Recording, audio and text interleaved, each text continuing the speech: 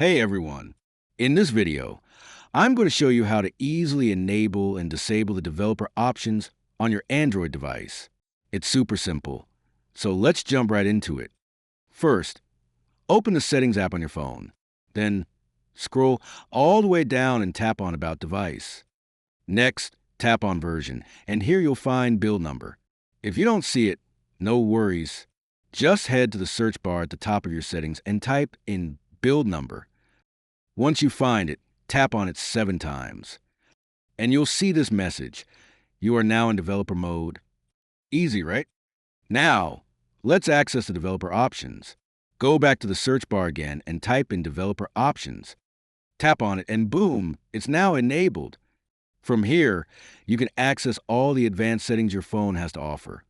And if you ever want to disable it, just open developer options and tap this turn off button at the top. That's it. Developer options is now disabled.